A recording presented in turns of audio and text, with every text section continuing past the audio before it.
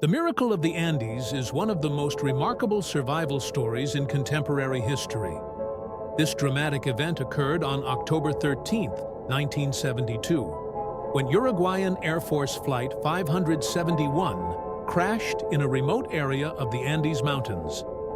The case involved 45 passengers, including the Old Christians Club rugby team, their families, and friends, and resulted in an incredible fight for survival that lasted 72 days. The aircraft, a Fairchild FH-227, departed from Montevideo, Uruguay, bound for Santiago, Chile. Due to adverse weather conditions, the crew had to change the planned route, flying south to avoid a storm. At a critical moment, the pilot believed he had already crossed the Andes Mountains and began descending. However, he was mistaken about the plane's location, and the aircraft collided with a peak at over 4,000 meters, 13,000 feet, above sea level. During the impact, the wings and tail of the plane detached, and the fuselage slid down the snowy terrain before coming to a stop in a remote, desolate valley surrounded by snow-covered mountains. At the time of the crash, 12 people died immediately or shortly thereafter due to their injuries. Among the dead were crew members and passengers. Another 33 survived the crash but were severely injured or in shock. In the following days, more victims succumbed to injuries, hypothermia, or the emotional toll of the situation. The survivors improvised a shelter using the remains of the aircraft fuselage.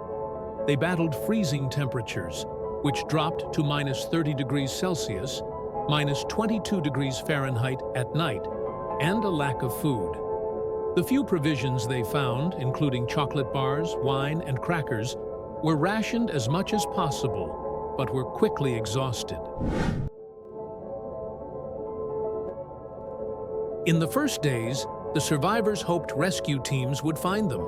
However, the crash site's remote location and the plane's white paint, which blended into the snowy landscape, made search efforts difficult. After 8 days of fruitless searching, authorities called off the operations, believing there were no survivors. This devastating news reached the survivors through a radio they found in the wreckage. The announcement shattered their spirits, and they realized they would have to fight for survival on their own. With no food left, the group faced an agonizing moral and ethical decision. To survive, they would have to consume the flesh of the victims whose bodies were preserved in the snow. Although many struggled with religious or emotional resistance, everyone understood this was the only way to avoid starvation. The survivors treated this decision with great respect for the deceased, viewing it not as an act of desperation, but as a necessity to ensure their survival. Many prayed before consuming the flesh, asking for forgiveness and expressing gratitude to those who, even in death, helped them stay alive. The situation worsened on October 29th, when an avalanche struck the survivors' shelter, burying the fuselage and killing 8 more people. The remaining survivors were trapped under the snow for 3 days before they managed to dig themselves out. This event dealt a devastating blow to the group's morale, but also reinforced their determination to keep fighting for their lives. With no hope of being found, the group decided their only chance of survival was to send a team to cross the mountains in search of help. After several failed attempts, they crafted makeshift boots and sleeping bags using materials from the plane.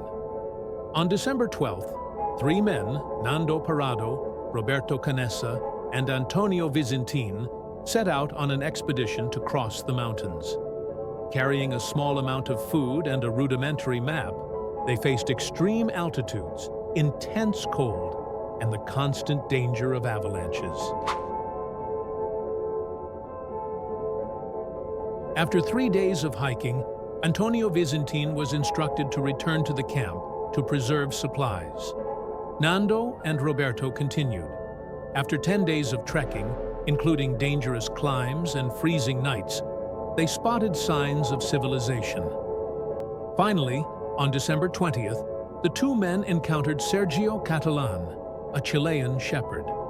Despite the language barrier, they managed to convey their dire situation. Sergio quickly alerted the authorities. On December 22nd, rescue teams in helicopters reached the crash site. Of the 45 original passengers, only 16 survived. The rescue was widely covered by the media, and the world was shocked to learn the details of the group's survival.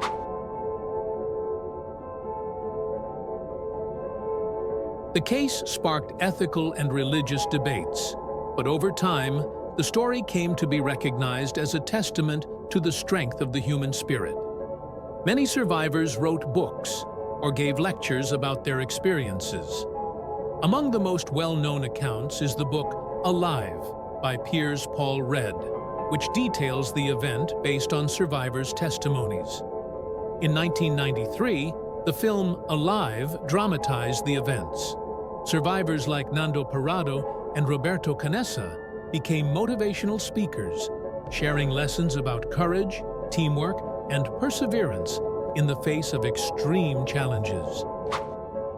The Miracle of the Andes is a survival story that continues to inspire to this day. It demonstrates how humans can overcome physical and emotional limits when faced with impossible situations. It is a story of resilience, unity, and the relentless pursuit of life.